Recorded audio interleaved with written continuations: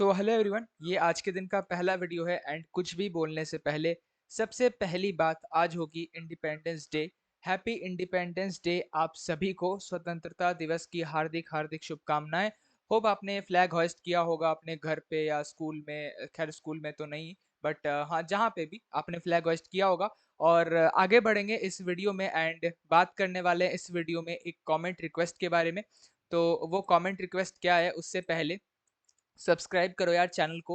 791 subscribers हो चुके हैं, सिर्फ और सिर्फ 9 सब्सक्राइबर्स बाकी है। 800 का हमारा जो टारगेट है, 800 का टारगेट है, उसको पूरा करने के लिए सिर्फ और सिर्फ 9 सब्सक्राइबर्स चाहिए। तो सब्सक्राइब करो चैनल को एंड बेल आइकन प्रेस करके जरूर से ऑल पे सेट कर देना। मैं बात कर रहा था कमेंट रिक्वेस्ट के बारे में। तो अगर आपको भी कोई डाउट है किसी भी तरह का, किसी स्टॉक को लेकर के कोई क्वेरी है, जस्ट आप उसे कमेंट सेक्शन में लिख सकते हो कि यार मुझे इस स्टॉक के बारे में ये चीज़ें जाननी है।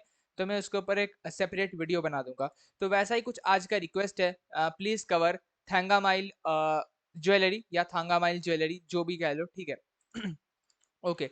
सो बात करने वाला है थांगामाइल ज्वेलरी के बारे में, डिटेल में बात करेंगे, तो इसलिए वीडियो थोड़ा सा लंबा हो सकता है। मैंने आपको पहले ही ये चीज बता दिया। मार्केट कैप आप पहले देख लो, 2997, लगभग 3000 करोड़ का मार्केट कैप है। मतलब एक स्मॉल कैप कंपनी ही है, और स्मॉल कैप कंपनी का सीधा सा मतलब निकलता है कि रिस्क जो है वो काफी ज्यादा है। दूसरी बात, स्मॉल कैप कंपनी में मेरा जो व्यू पॉइंट होता है वो हमेशा लॉन्ग टर्म का व्यू पॉइंट होता है, ठीक है। और लॉन्ग टर्म में क्या क्या एनालाइज करना होता है, बिजनेस फंडामेंटल्स, टेक्निकल्स। आगे बढ़ने से पहले मैं आपको एक डिस्क्लेमर देना चाहूंगा कि जो भी मैं इस वीडियो में बता रहा हूँ, ठीक है, कोई भी रिकमेंडेशन नहीं है, किसी भी तरह का कॉल टिप बाई सेल का रिकमेंडेशन मैं इस वीडियो में नहीं प्रोवाइड कर रहा हूँ। सिर्फ और सिर्फ एजुकेशनल पर्पस का ये वीडियो है। ओके, अब आगे बढ़ते हैं। तो यहाँ पे इन तीनों के बारे में बात करेंगे, बिजनेस फंडामेंटल्स, टेक्निकल्स। तो सबसे पहले बात करते हैं कि थांगामाइल ज्वेलरी जो है उसके बिजनेस के बारे में। एंड एक और चीज, अगर आपको बैकग्राउंड से बारिश की आवाज आ रही हो, ठीक है, या बादल गरजने की आवाज आ रही हो, तो यार उसे थोड़ा सा इग्नोर करना, क्योंकि यहाँ बहुत जोरों से बारिश हो रही है। और चलो, तो सबसे पहले चलते हैं बिजनेस की तरफ। तो क्या करती है, operates A chain of retail jewellery stores across several districts in Tamil Nadu state that have the largest share 40% of India's total gold consumption. अब इस चीज को थोड़ा समझते हैं। देखो, इन्होंने लिखा है कि ये जो एक चेन, मतलब यहाँ पे जो आप समझ सकते हो रिटेल ज्वेलरी के स्टोर्स का चेन है, ठीक है। मतलब जैसे चेन होता है, जैसे यहाँ पे एक स्टोर है, यहाँ पे एक स्टोर है, अलग अलग जगह पे ये स्टोर खोलती है। और रिटेल ज्वेलरी मतलब कौन से स्टोर्स, ज्वेलरी स्टोर्स, ठीक है। और कहाँ पे, सेवरल डिस्ट्रिक्ट्स इन तमिलनाडु, मतलब तमिलनाडु के अलग अलग जगहों पे ये काम करती है। मतलब ये जो है तमिलनाडु में ही काम करती है, ठीक है। मतलब कंपनी तमिलनाडु तक ही है, उसके बाहर नहीं है, फिलहाल जो अभी तक हमें पता चला है। आगे देखते हैं। उसके बाद अगर आप देखोगे, state that have the largest 40% of India total gold consumption, मतलब यहाँ पे इंडिया में, पूरे इंडिया में जितना गोल्ड कंजम्पशन होता है, सबसे ज्यादा गोल्ड कंजम्पशन होता है तमिलनाडु में। कंजम्पशन मतलब सबसे ज्यादा गोल्ड वहीं पे जो है खरीदा जाता है, या फिर वहीं पे जो है आप कह सकते हो बाइंग होती है सबसे ज्यादा ज्यादा गोल्ड की, ठीक है। कंजम्पशन जो होता है मेनली, आप समझ सकते हो मैं क्या एक्सप्रेस करना चाहता हूँ। तो सबसे ज्यादा, सबसे बड़ा मार्केट जो है गोल्ड का, ठीक है, वो कहाँ पे हुआ, वो हुआ तमिलनाडु में। क्यों? क्योंकि 40% जो है इंडिया का गोल्ड कंजम्पशन वहीं पे होता है। और ये जो है ज्वेलरी का काम वहीं पे करती है, ठीक है, तमिलनाडु में। तो ये इसका एक प्लस पॉइंट हो गया। Company primarily deals in 4 product lines. पहला, gold, silver, diamonds and platinum. The sale of gold being a predominant source of its income, ठीक है। मतलब यहाँ पे जो है 4 चीजों में काम करती है, gold, silver, diamonds and platinum. मतलब हाँ, ज्वेलरी है तो इन्हीं 4 में मेनली काम होता है, ठीक है। अब यहाँ पे TMJL मतलब थैंगामाइल ज्वेलरी लिमिटेड, ठीक है।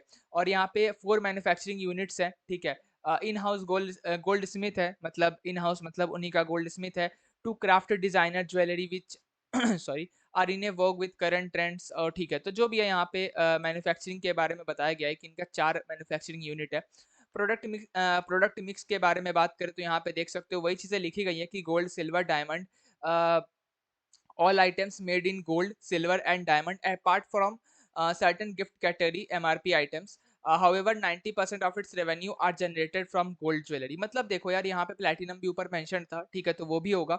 तो गोल्ड, सिल्वर, डायमंड, प्लेटिनम, ये 4 में काम करती है, बट 90% जो है रेवेन्यू वो गोल्ड से ही आता है, ठीक है। और बाकी इधर उधर से, सिल्वर विल्वर से उतना रेवेन्यू नहीं आता है, आप समझ ही सकते हो, ठीक है। High efficiency and utilisation rates. तो यहाँ पे देख सकते हो utilisation of own manufacturing facilities including job works basis is 92% is against 96% of the earlier year, मतलब पहले 96% था, अब ये 92% हो चुका है।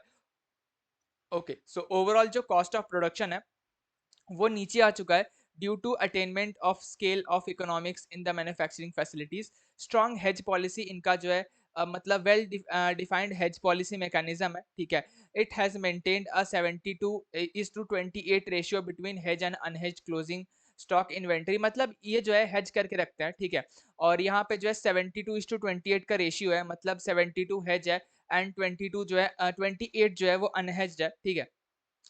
प्रेजेंस इन तमिलनाडु ओनली, मैं यही चीज आपको कह रहा था कि यहाँ पे जो है सिर्फ और सिर्फ ये तमिलनाडु में ही काम करती है। और आप यहाँ पे देख सकते हो 52 स्टोर्स है, ठीक है। और ये थोड़ा पहले का डेटा है, जुलाई 22, मतलब आज से एक साल पहले का डेटा है, 52 स्टोर्स है।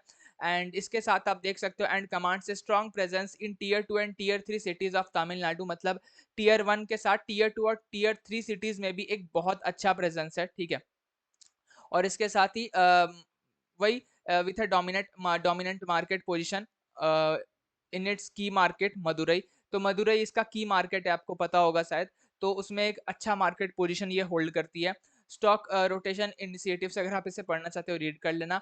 प्लेज्ड शेयर्स अगर आप प्लेज पढ़ना चाहते हो, ठीक है, तो आप यहाँ पे रीड कर लेना, बट ये बहुत पहले का है, ठीक है। और फ्यूचर एक्सपेंशन के बारे में थोड़ा बात करते हैं। और the company has plan to significantly increase the operating leverage available to its existing successful outlets spread over 10 towns by way of brownfield expansion. It has marked up to 10 crores of capex spending and proposed an incremental working capital outlay of 120 crores. At least 2 or 3 outlets will be upgraded in every quarter in 22-23 as per this plan. तो ये इनका कुछ expansion का plans है, ठीक है। बाकी आगे बढ़ते हैं।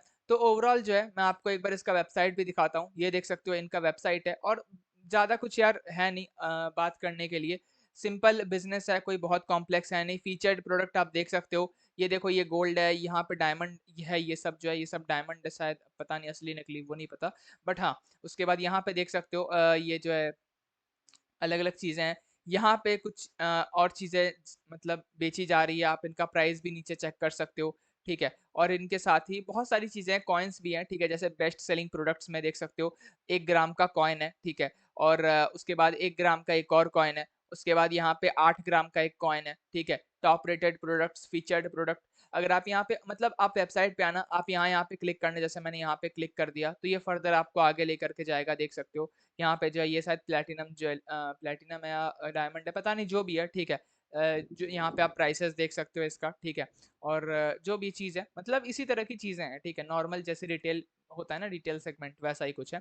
खैर, ये तो हो गया इसका बिजनेस वाली बात, ज़्यादा कुछ था नहीं बिजनेस पे, बहुत ही सिंपल सा बिजनेस है।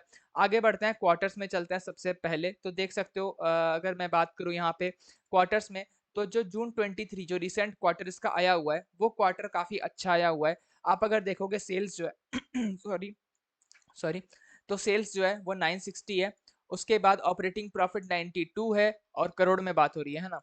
उसके बाद नेट प्रॉफिट जो है वो 59 है, और यहाँ पे मार्जिन जो है 10% है। तो यहाँ पे जो है बहुत अच्छा, ठीक है, आप बहुत अच्छा क्या, सबसे अच्छा हाईएस्ट एवर सेल्स है। मतलब आज तक आप देखो कभी भी 960 का सेल्स कभी भी अचीव नहीं हुआ है।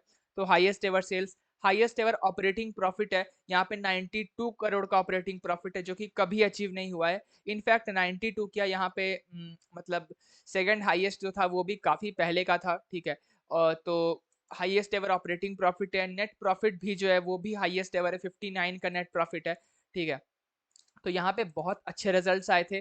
प्रॉफिट एंड लॉस के अगर इसके बारे में बात करें, तो आप यहाँ पे देख सकते हो कंपनी जो है, मैं कंसिस्टेंट तो नहीं कहूंगा कंपनी को, क्योंकि कंपनी देख सकते हो पहले यहाँ पे 1100, फिर 1500, फिर 1100, फिर 1400, फिर 1200, फिर 1300, फिर 1400 के आसपास, फिर 1450, फिर 16, 18, 21, 31। हाँ, तो मतलब यहाँ से आप कह सकते हो इस जगह से ये कंसिस्टेंट हो गई, मतलब इसके पहले कंसिस्टेंट नहीं थी। यहाँ से ये सेल्स में कंसिस्टेंट है। प्रॉफिट में अगर आप देखोगे तो प्रॉफिट में तो ये कंसिस्टेंट बिल्कुल नहीं है। 69 से 117 का प्रॉफिट चला जाता है, फिर 170 से 52 आ जाता है, 52 से फिर 108 चला जाता है। तो हाँ, थोड़ी सी इनकंसिस्टेंट कंपनी है, तो ये चीज आपको जानना है। तो ये इस चीज़ को ध्यान में रखना कि इनकंसिस्टेंट कंपनी है। अब इनकंसिस्टेंट में क्या होता है, थोड़ा वॉलेटिलिटी ज़्यादा होता है। अब कंसिस्टेंट कंपनीज़ में क्या हुआ, कंसिस्टेंट कंपनीज़ मतलब जो है, मतलब वो कंपनीज़ ऐसी होती हैं कि मान लो 10 करोड़ का प्रॉफिट हुआ, फिर 10 से 12 हुआ, 12 से मान लो 15 हो गया, फिर 15 से 25 हो गया, 25 से फिर 26 हुआ, ठीक है, 26 से 27 हुआ। ऐसे मतलब कभी-कभी ज़्यादा बढ़ते हैं, जैसे यहाँ पे देख सकते हो अच्छा ग्रोथ हुआ, ठीक है। और अगर नहीं बढ़ता है तो कम से कम नीचे नहीं आता है, तो ये कंसिस्टेंट है कि हाँ भाई हल्का-फुल्का ही हो लेकिन बढ़ते रहेगा। अच्छा, यहाँ पे आगे बात करते हैं, तो यहाँ पे टॉप लाइन के बारे में बात करें तो टीटीएम जो है वो मैं थोड़ा छोड़ देता हूँ। चाहो तो आप देख भी सकते हो, 19% जंप है, which is okay, which is okay, मैं कहूँगा ठीक है, इट्स फेयर।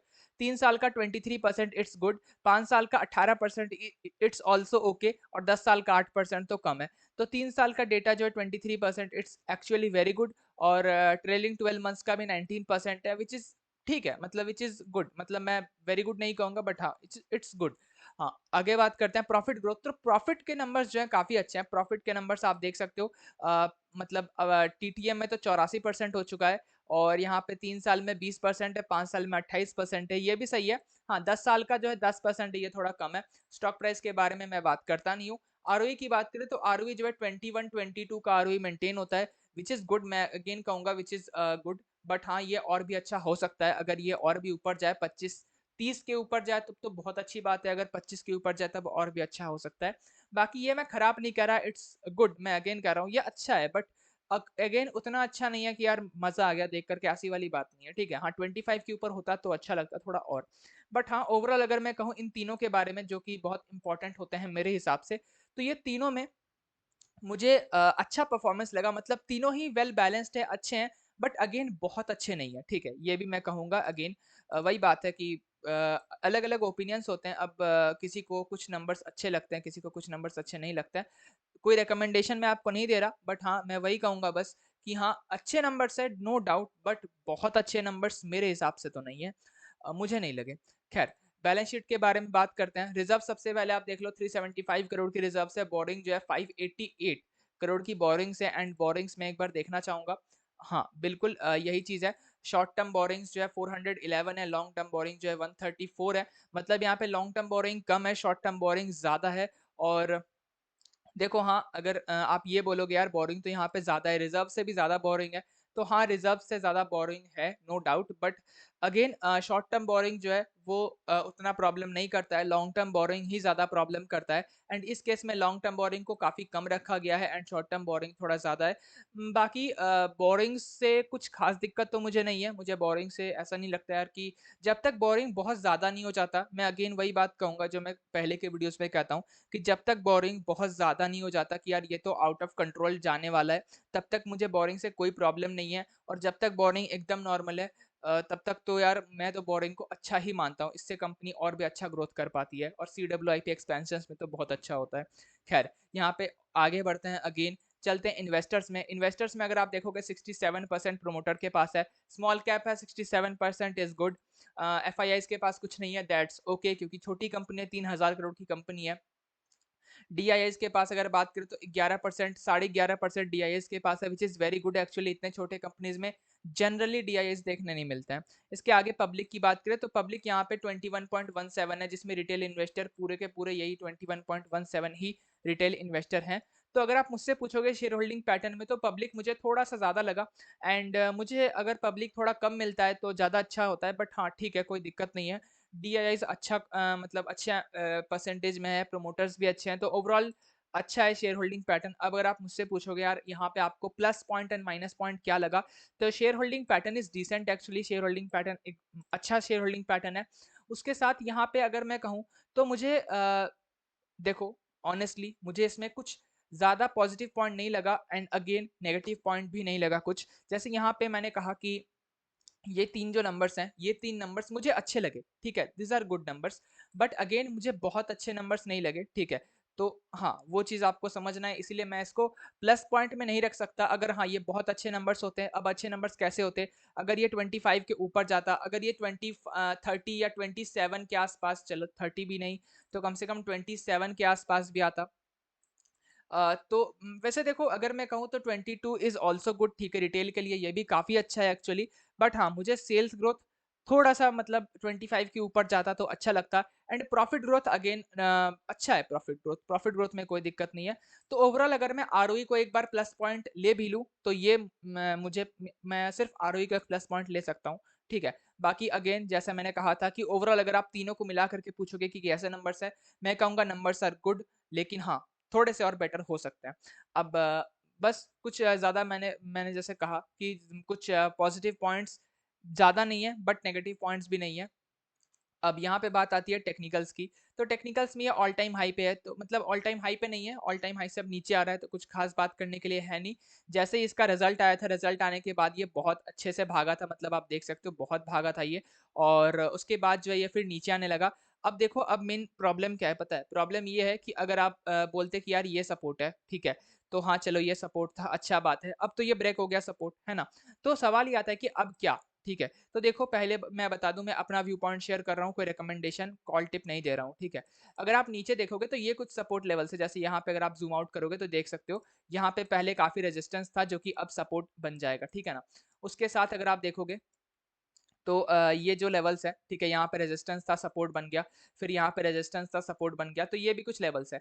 अब उसके बाद देखोगे तो यहाँ पे कुछ भी नहीं है, मतलब यहाँ पे तो सीधा ग्रीन कैंडल है, तो कुछ भी नहीं है। तो अब यहाँ पे ये कहाँ पे रुकेगा, कहाँ पे सपोर्ट लेगा, ये हम नहीं कह सकते, क्योंकि अगेन प्रेडिक्शन वाली बात है नहीं, ठीक है। कुछ बिहाइंड, मतलब back of the back and पे कुछ तो होना चाहिए ना जो सपोर्ट करे। अगर मैं बोल दूं यार यहाँ पे देखो सपोर्ट आएगा, मैं प्रूफ कैसे करूं यहाँ पे सपोर्ट आएगा? मतलब कोई चीज होनी चाहिए ना कि यार यहाँ पे सपोर्ट आएगा, ये रीजन है उसका। तो कोई रीजन नहीं है, तो इसीलिए यहाँ पे जो सपोर्ट के लेवल से ये काफी दूर है, ठीक है। और इसी वजह से यहाँ पे ये जो ब्रेक हुआ, ठीक है, यहाँ पे जो कंसोलिडेशन चल रहा था वो जो ब्रेक हुआ, उसके बाद हो सकता है यहाँ पे थोड़ी गिरावट देखने मिले। और अगर ये बीच में कहीं से सपोर्ट लेता है, ठीक है, तो वो हमें अभी तो नहीं पता चलेगा, जैसा मैंने कहा। तो मेरा व्यू पॉइंट इसमें सिंपल है, मैं इसमें वेट एंड वॉच कर रहा हूँ, ठीक है। अगर मुझे यहाँ पे कहीं पे भी सपोर्ट मिलता हुआ दिखता है, कंफर्मेशन मिलता है, देन मैं इसमें एवरेजिंग करूंगा, ठीक है। एंड अगर यहाँ पे इस लेवल तक आता है, इन सब लेवल्स तक, देन मैं यहाँ पे फ्रेश बाइंग के लिए सोच सकता हूँ। लेकिन अगेन मुझे नहीं लगता इस लेवल तक आएगा। यहाँ पे जहां से ये घूमेगा वहां पे मैं फ्रेश बाइंग के लिए नहीं सोचूंगा। बट हाँ, अगर बहुत अच्छा कंफर्मेशन मिलता है तो अगेन मैं देख सकता हूँ, लेकिन फिलहाल मैं वेट एंड वॉच करूंगा, फिलहाल मैं देखूंगा इसमें क्या होता है। अगर ये यहाँ से नीचे आते आते यहाँ पे आता है तो अलग बात होगी। अगर यहाँ पे ये यहीं से घूम जाता है तो अलग अप्रोच होगा, तो आपको उस हिसाब से भी वेट एंड, मतलब मैं अभी वेट एंड वॉच कर रहा हूँ, आपको मैं कोई रिकमेंडेशन नहीं दे रहा हूँ। चलो इसी के साथ एंड करते हैं वीडियो को। और अगर वीडियो अच्छा लगा तो डेफिनेटली यार लाइक शेयर सब्सक्राइब कर देना। और अगर कोई और डाउट है, जैसे मैंने कहा, कमेंट सेक्शन में लिख सकते हो। मैं आपसे मिलता हूँ नेक्स्ट वीडियो में। जय Hind and thanks for watching.